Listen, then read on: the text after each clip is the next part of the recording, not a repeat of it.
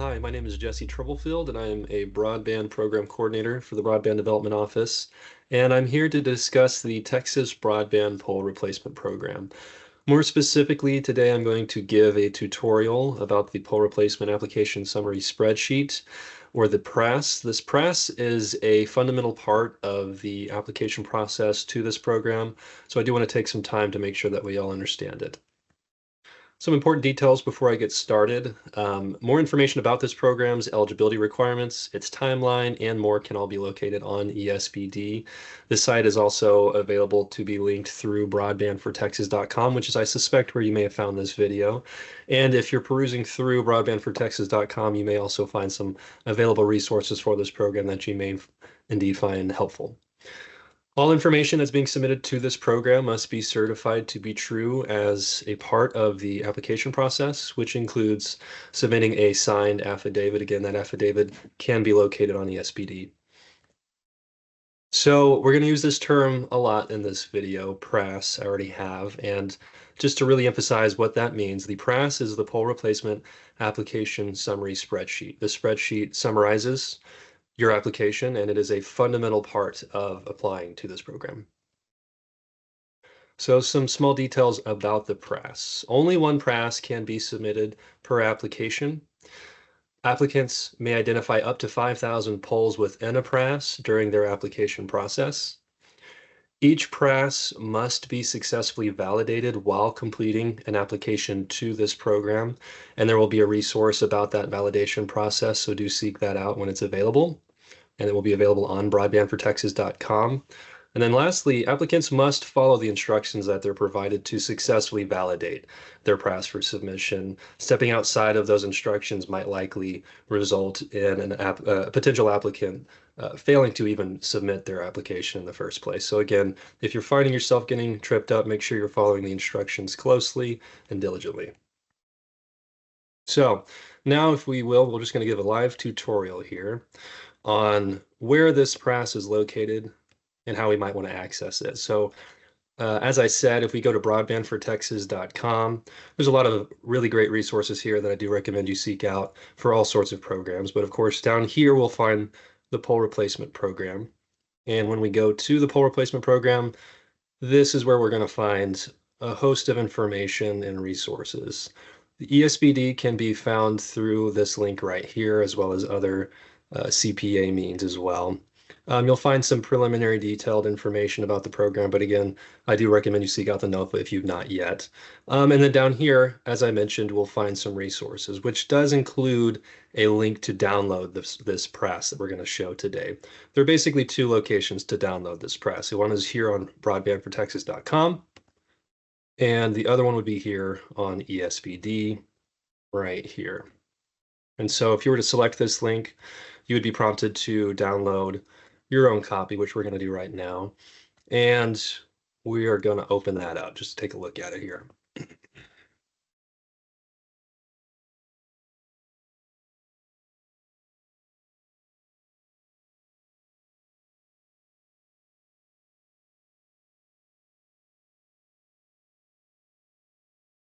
So the first thing you're going to see when you open up this spreadsheet is you're going to be taken to the table of contents. It's a nice little resource. It will take you to any of the individual tabs that are located down here as well. Certainly you can use these to navigate, but it's nice to have this to move throughout and to relocate yourself if you need to. You'll see here we have instructions for how to use this PRASS, how to prepare it to be submitted. It's something that we're going to take a look at here in a second. You'll also find that there is a dictionary here that provides a little bit more detail, a description, as well as kind of data formatting information in regards to what is being sought after here under the Pole Replacement Info tab, as well as the reimbursement calculator. That way, if you're feeling lost, perhaps that dictionary might help out. Likewise, if you're feeling lost, you'll find that there is an example here of what this PRASS could look like for a given situation. And so you might reference this if you're feeling potentially lost as well. So if we go to the instructions here, I'm going to take a quick second to really emphasize what we see here at the top here, which is that the spreadsheet has been designed specifically for this program, and it's critical that you only enter information where it's being requested for the spreadsheet. If applicants submit what looks to be or what is a reformatted version of this spreadsheet or a modified version of this spreadsheet, they may likely result in their application being denied. So the first step for this PRASS is preparing the information that will be ultimately submitted. It is step one. It's labeled step one accordingly here on the tab down here.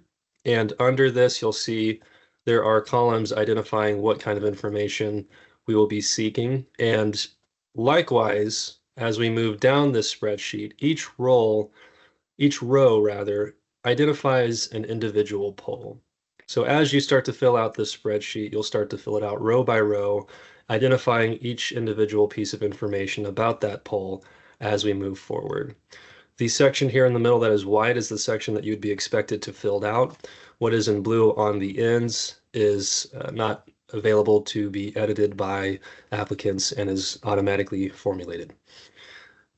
It's important, again, to reference that if we're filling out a row, that we complete that row. We don't want to have any blanks in a row. Otherwise, we will run into some issues when we try to submit this PRASS for validation. So as you fill out this PRASS row by row, you'll be able to go down. And again, you'll be able to submit up to 5,000 polls within a PRASS. As you do, just as an example here, if we take the data that is provided as an example, and we pretend that this was the information that we were preparing to submit for this program, we'll pretend that I just filled out all of this information. What this does is it leads me to step two, the step two reimbursement calculator down here. It will essentially summarize what I've already identified in my step one, and it allows me to begin the process of identifying what ultimately will be the amount that I'm seeking from this program. This is not the end all be all in terms of if you make a request here in this spreadsheet, that is the request that is submitted in your application. When you submit your application, you will need to specifically submit for the amount that you're requesting within that application, but this is another place to include that information as well. If we go back to our instructions, we've covered step one and step two. Again, step one is filling out the tab with all the individual information for the polls that you're seeking reimbursement for. Step two summarizes that information and allows you to begin to identify what is ultimately the amount that you'll be requesting, the total amount that you'll be requesting from the program. And then we get step three, which is that we have to convert our spreadsheet to a .csv file. That's an important part and a place where applicants may likely run into some issues here. So this is kind of a critical step, I would say, within these 4 steps. To convert your spreadsheet to a .csv file, what you need to do is find your step one spreadsheet. This is the one that is going to be ultimately converted and uploaded to your application. And what you're going to do is you're going to go up here to File. You're going to go to Export. You'll go to Change File Type. And down here, you'll see .csv. We're going to select that and save it. When we do, we will get this little prompt here, which is essentially telling me that I'm only turning this one tab into a .csv, and that's okay, because that's the tab that we specifically need for this process. And then once you've done that, once you've hit OK, we're going to actually close out of this spreadsheet, and we're going to find it here. We're going to go searching for that spreadsheet again.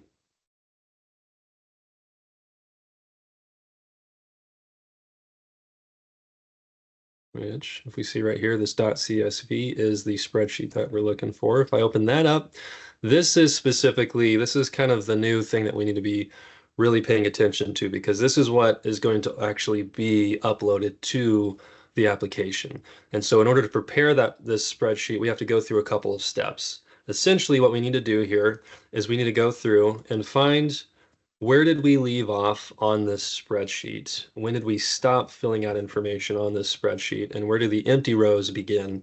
Because it's these empty rows that we need to get rid of. And how do we do that? Well, we do it this way. We're going to select the row where the empty spaces begin, where we're not trying to provide any more information at all.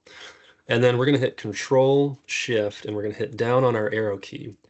And as we do, it's going to take us down, and I would recommend you really just kind of continue to tap down on that arrow key. Just keep hitting it again until you really see it stop highlighting anything. As you see, I kept hitting it and it continued to jump down. We want to make sure we highlight everything that could be below where you're not trying to provide any more information. And once I've done this now, I'm going to right click and I'm going to hit clear content. By doing that, it just clears the content essentially and everything that I've highlighted, which is exactly what we want to do. Once I've done that, I need to make sure that I hit save. And at that point,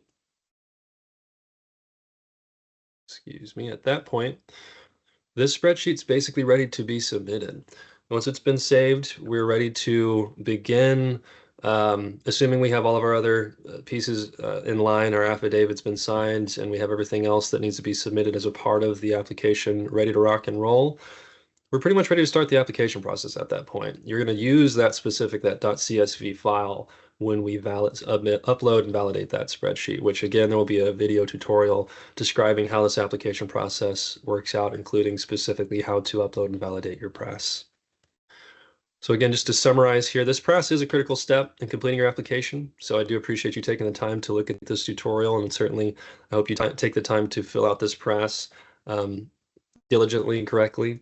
Any rows that contain poll data must include all the required information sought under each column, with no empty cells contained within any used rows.